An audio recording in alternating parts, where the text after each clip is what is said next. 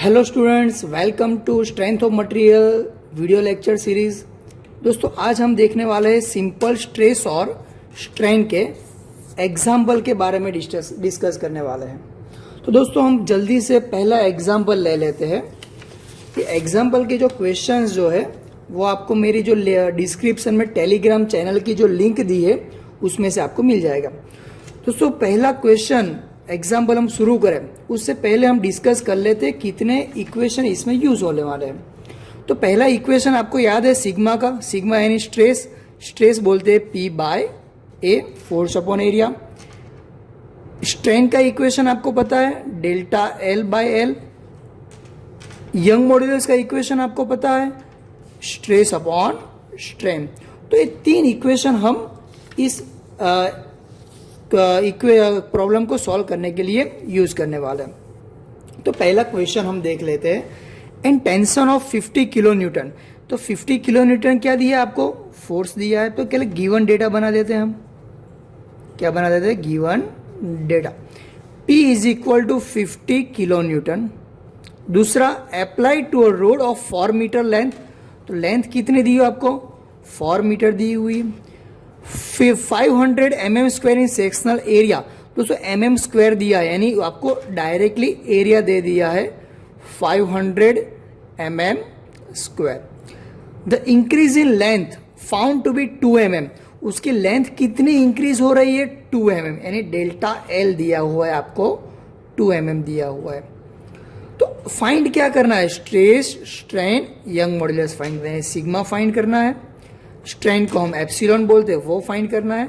Young modulus यानी capital E find करना है। ओके तो दोस्तों विथ कैलकुलेशन मैं आपको यहाँ पढ़ाने वाला हूँ। तो दोस्तों थोड़ा वीडियो लंबा हो सकता है लेकिन आपको पूरा कॉन्सेप्ट क्लियर हो जाएगा। तो दोस्तों हमारे पास सिग्मा फाइंड करने का इक्वेशन क्या है? P बाय A है। ओके तो सिग्मा का इक्वेशन आपको पता है P बाय A। तो इसके लिए आपको यहाँ पे एरिया दिया। डेटा का यूनिट कन्वर्जन खास याद रखना है दोस्तों आपको। यहाँ किलो न्यूटन है तो आपको न्यूटन करना पड़ेगा। तो 50 इंटू 10⁻³ 1000 से मल्टीप्लाई करो तो 550 इंटू 10⁻³ न्यूटन। यहाँ पे मीटर दिया हुआ है तो इंटू 1000 करो तो 4 इंटू 1000 तो 4000 mm हो जाएगा। तो चलो सिग्मा का इक्वेशन सिग्मा फाइंड करना है तो सिग्मा इज इक्वल टू क्या हो जाएगा? P बाय A हो जाएगा। तो P की वैल्यू कितनी है? 50 इंटू 10⁻³ न्यूटन। एरिया कितना दिया हो? डायरेक्ट mm स्क्वायर में दे दिया है तो आपको इजीली डायरेक्ट यहाँ पे रख देना है। ओके तो उसका आपको कैलकुलेटर में बता देता हूँ कैसे करना है। तो 50 इंटू 10⁻³ करना है डिवाइड बाय 500 कर दीजिए। तो आंसर कितना आया? 100 newton per mm square. Unit लिखना मत भूलना। ओके इससे बाद आप डेल्टा एप्सिलॉन फाइंड करना है, स्ट्रेन फाइंड करनी है। तो स्ट्रेन का इक्वेशन क्या है? Delta L by L। तो डेल्टा L आपको यहाँ पे दिया हुआ है 2 mm दिया हुआ है। L लेंथ कितनी दी हो आपको? 4000 mm। ध्यान रखना यूनिट दोनों सेम रखा, ऊपर और नीचे दोनों सेम होना चाहिए। तो 2 डिवाइड बाय 4000 कर देता हूं मैं। तो आंसर ऐसा माइनस में आएगा, ध्यान रखना।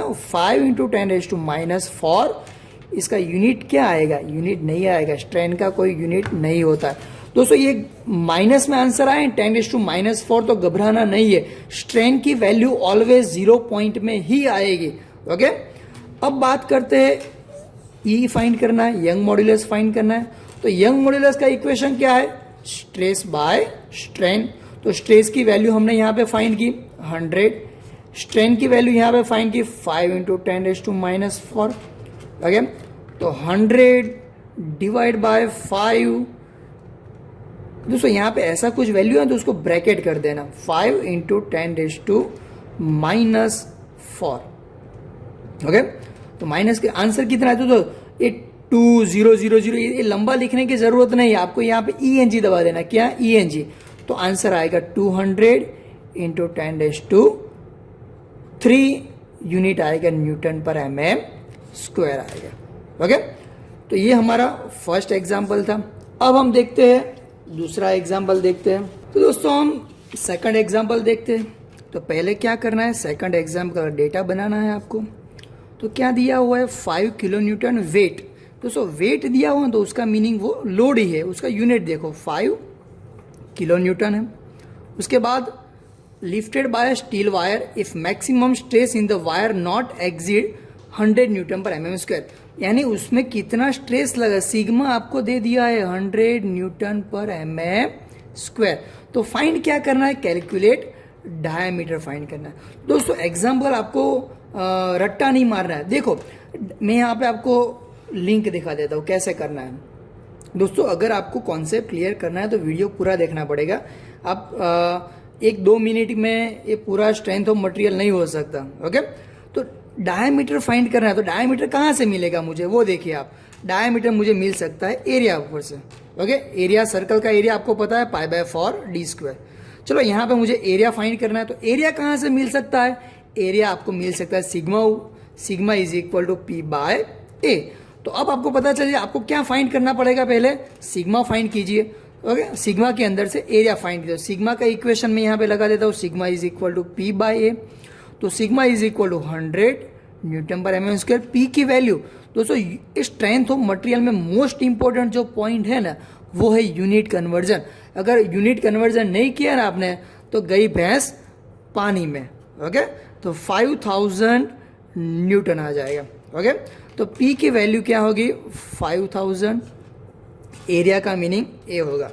ओके, तो एरिया फाइंड करना 100 आपको पता ही है, इक्वल टू के उस साइड जाता है तो डिवाइड में से मल्टीप्लिकेशन में, वो तो आपको पता ही है, अपने स्कूल में सब पढ़ा हुआ है। ओके, तो एरिया कितना आ जाएगा, ओके 50 mm स्क्वायर आ गया। अब एरिया आ गया, अब क्या करना है, एरिया का इक्वेशन लगा दीजिए, दूसरा स्टेप। तो एरिया का इक्वेशन क्या है, π/4। सर्क्यूलर दिया हुआ है, वायर दिया हो इसलिए मैं π/4 d स्क्वायर लगा रहा हूँ। ओके, स्क्वायर दिया हो तो क्या आएगा, b स्क्वायर आएगा। रेक्टेंगल दिया होगा क्या आएगा, b इंटू डी आएगा। ओके, वो सब ध्यान रखना। Area is equal to 50 π/4 d square. अब क्या करना है, d फाइंड करना है। तो पहले 4 उस साइड जाएगा, पाई साइड डिवाइड में आएगा, और स्क्वायर है तो अंडर रूट करना। तो ये सारी चीज़ें हमारे पास कैलकुलेटर है तो ये सब लिखने की ज़रूरत नहीं है, हम इंजीनियर है।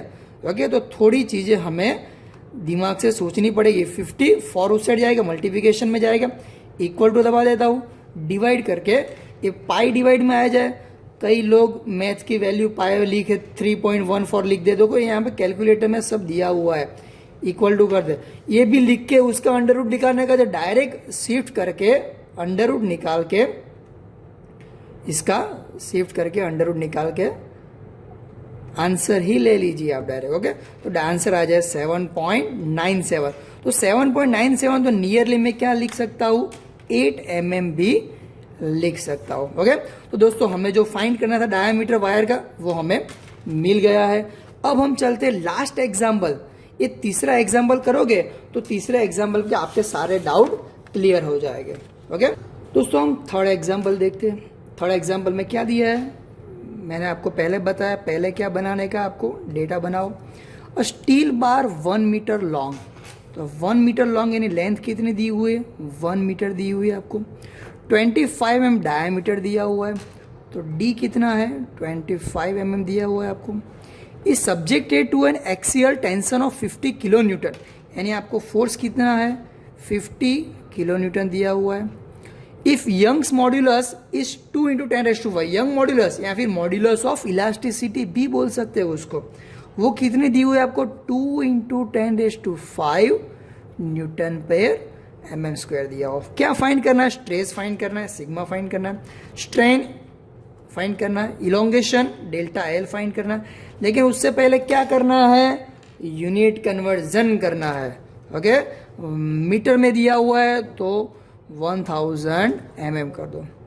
ओके, किलो न्यूटन दिया हुआ है, दो चीज याद रखो, मीटर कहीं पे भी दिखे तो उसको mm कर दो, किलो न्यूटन कहीं पे भी दिखे उसको न्यूटन कर दो, दोनों को मल्टीप्लाई करना है 1000 से।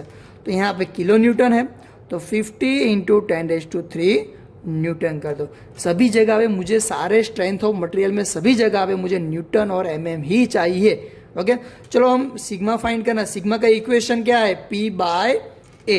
तो सिग्मा का इक्वेशन P/A है, लेकिन मेरे पास एरिया तो होना चाहिए कि नहीं होना चाहिए। हमने फर्स्ट एग्जांपल देखा था उसमें आपको एरिया दे दिया था, लेकिन यहाँ पे डायमीटर दिया हुआ है तो उसका एरिया फाइंड करेंगे π/4 d स्क्वायर। तो डायमीटर कितना दिया हुआ है आपको, 25 mm दिया हुआ है। तो मैं यहाँ पे मल्टीप्लिकेशन है, तो यहाँ पे पहले शिफ्ट करके pi divide by 4 into 25 square, तो आंसर आएगा 490.87 mm स्क्वायर। चलो मुझे एरिया मिल गया। अब क्या करना है आपको, सेकंड स्टेप, सिग्मा का इक्वेशन लगा दिए, जो फाइंड करना है ना उसका इक्वेशन लगाइए, आपको अपने आप पता चल जाएगा मुझे आगे क्या करना है। तो sigma is equal P by A. अब देखिए पी की वैल्यू आप दिया हुआ है, हाँ तो यहाँ पे रख दीजिए, पी दिया हुआ है आपको 50 इंटू 10⁻³ डिवाइड बाई एरिया हमें मिल गया यहाँ पे, तो 490.87। तो मैं क्या करूँगा, 50 इंटू 10⁻³ डिवाइड में आंसर करूँगा, क्यों, क्योंकि मेरा लास्ट आंसर के अंदर सेव है। तो 101.85 न्यूटन पर mm स्क्वायर। अब इसको राउंड ऑफ करना हो तो राउंड ऑफ भी आप उसको कर सकते हो। अब दूसरी क्या फाइंड करना है मुझे, एप्सिलॉन यानी स्ट्रेन फाइंड करना है। तो स्ट्रेन फाइंड करने के दो तरीके आपके पास है। एक तरीका कौन सा है, मैं यहाँ पे दिखा देता हूँ आपको। एक तरीका ये है कि आपको डेल्टा एल और एल दिया हो तो आप डायरेक्ट फाइंड कर सकते हो, या फिर आपको सिग्मा और कैपिटल ई दिया हो तो आप स्ट्रेन फाइंड कर सकते हो। तो आपको क्या दिया हुआ है, पहले डेल्टा एल की वैल्यू दी हुई है, आपको नहीं दी हुई है। तो डेल्टा एल हमारे पास नहीं है तो हम ये फाइंड नहीं कर सकते। हमारे पास सिग्मा है, देखिए चलो सिग्मा की वैल्यू है हमारे पास, हाँ सिग्मा की वैल्यू मिल गई। कैपिटल ई की वैल्यू है, हाँ तो हम यहाँ से क्या एप्सिलॉन फाइंड कर सकते हैं। तो मैं क्या कैपिटल ई का इक्वेशन लगा रहा हूँ, कैपिटल ई यानी यंग मॉड्यूलस, उसका इक्वेशन है स्ट्रेस बाय स्ट्रेन है। तो कैपिटल ई की वैल्यू 2 इंटू 10⁵, सिग्मा की वैल्यू मैं यहाँ पे फाइंड कर दी 101.85, यहाँ पे एप्सिलॉन, तो मैं यहाँ पे क्या हो जाएगा, एप्सिलॉन इस साइड जाएगा और ये वैल्यू यहाँ पे आ जाएगी। तो 101.85 डिवाइड बाय 2 इंटू 10⁵। दोस्तों यहाँ पे जैसे भी 2 इंटू 10⁵ जैसा कुछ है तो उसको ब्रैकेट में लिखिए, ओके। दोस्तों माइनस में आंसर आएगा, माइनस रेस टू माइनस आएगा, डरने की ज़रूरत नहीं है, ऐसा ही आएगा, ओके। हाँ बाजू वाले में देखने की ज़रूरत नहीं कि क्या ये सही है गलत, आपका जो आंसर है ना वो सही है, ओके। ऐसी कहावत है, पता है आपको कि भाई इंजीनियर कोई भी कैलकुलेशन करता है ना तो उसको उस कैलकुलेशन में ट्रस्ट होता ही नहीं है, वो बाजू वाले में देखता ही है सही है या गलत है, ओके। लेकिन हमें ऐसा नहीं बनना। तो हमने दो वैल्यू फाइंड कर दी है। अब डेल्टा एल फाइंड करना है, तो डेल्टा एल भी यहाँ पे डायरेक्ट मिल जाएगा। अब एप्सिलॉन की वैल्यू आपको मिल गई है तो इक्वेशन लगा दीजिए, डेल्टा एल बाय एल लगा दीजिए। तो एप्सिलॉन की वैल्यू कितनी है, 5.09 इंटू 10⁻⁻4 है। डेल्टा एल लेंथ की वैल्यू कितनी है, 1000 दी हुई है आपको। तो मैं क्या करना है, मल्टीप्लिकेशन में जाएगा, तो लास्ट जो आंसर है उसको मल्टीप्लाई कर दीजिए 1000 से, तो डेल्टा एल आ जाएगा 0.50। भाई इसका यूनिट आएगा 50, क्या है 0.50 mm आ जाएगा। तो दोस्तों ये हमारा ये पूरा फर्स्ट जो हमारा जो टॉपिक जो था उस टॉपिक का ये एग्जाम्पल, इतने टाइप के एग्जाम्पल आते हैं। इसके और आपको एग्जाम्पल क्वेश्चन चाहिए तो जो मैंने टेलीग्राम चैनल की जो लिंक दी हुई है वो लिंक में आप ज्वाइन हो जाएंगे, वहाँ से आपको ये असाइनमेंट जो है उसकी PDF आपको मिल जाएगी। तो थैंक यू वेरी मच। मेरे ये यूट्यूब चैनल के वीडियो को लाइक कर दीजिए, सब्सक्राइब कर दीजिए, और आपको अच्छा लगा हो तो दूसरों को शेयर भी कीजिए। Thank you very much.